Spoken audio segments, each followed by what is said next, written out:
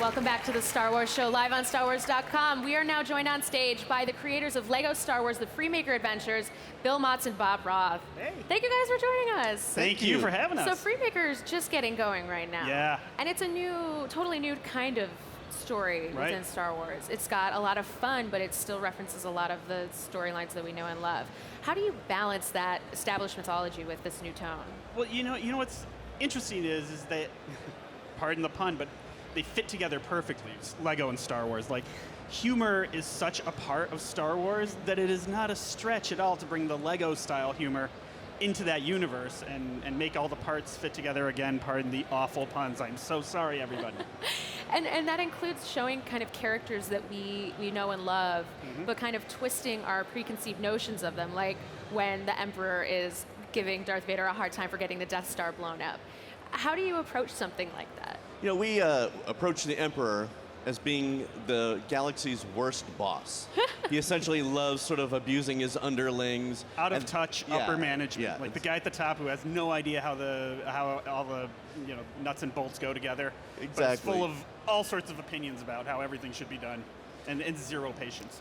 Yeah, I feel like maybe the Emperor's plans would have worked if he hadn't been just such a jerk. Yeah, if he could manage his people a little bit better. Yeah, if he had just better people skills, they all might have worked a little harder for him, and it all would have worked out. But.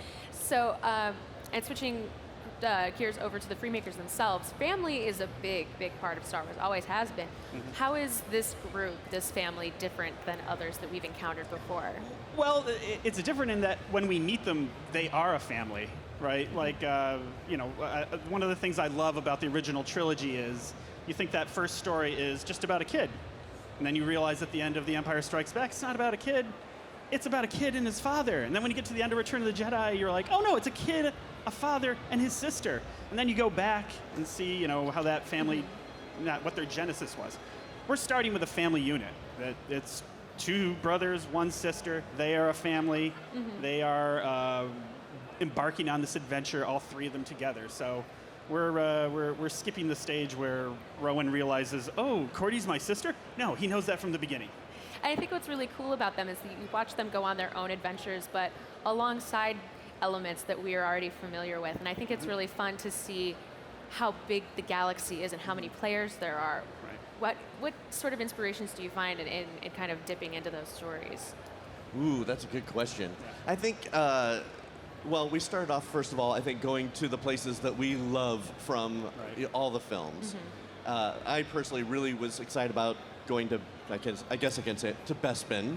Bespin! Yes, and because I love Cloud City. So for me, it was really fun to set an adventure there. We've also had some fun making up some planets because I think that there's a bunch that's been in the lore and other things, and so we have brought some of our original ideas and maybe stepped into some, expanded university places. Well, that's exciting, and I know fans are really, really enjoying seeing those elements that they know and love coming back into the forefront. Yeah, we're big fans of the Legends universe, the expanded universe, and we want to use our show as a vehicle to, sort of slide those things in so the entire universe feels cohesive. And another standout from the show is Roger. Oh, we love Roger. We all love Roger at the Star Wars Show. He's so funny, and Matt Wood does an amazing job with him. But what was the inspiration for Roger? Matt Wood.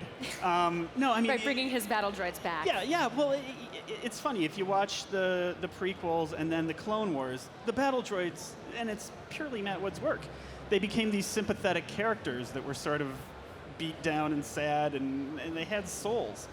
And we thought they were hilarious. And they're hilarious. And we also thought, since the Freemakers are salvagers and they're going across the galaxy looking for different parts, we thought, hey, you can't have Star Wars without a droid that goes along on the adventure, and what kind of droid would salvagers find but an old battle droid? Right. And of course, the name came simple. Right away. Roger, it had to be that. So. Because we're like, well, what would the Freemakers name their droid? And of course, they'd be like, what's your name, droid? Roger. Perfect. Perfect, it's stuck. So what can we expect from the Freemakers in the future? Well, what you can expect is the future itself. That, our show, even though it's set in between The Empire Strikes Back and Return of the Jedi, we encompass the entire saga. And that means not just the prequels and the Clone Wars and the Knights of the Old Republic and the Old Republic and all that, we're including the entire saga. You will see things from Episode 7, The Force Awakens, in our Rebels. show. Oh, So it's gonna be that's cool. interesting. Yeah. We'll have to keep an eye out for that. Keep an eye out. Thank you guys so much for joining Thank me. you for having Thank us. you for having Thank us. you for creating Freemaker, because it's a ton of fun. And we will be back with so much more Star Wars celebration here on the Star Wars Show live stage in just a moment.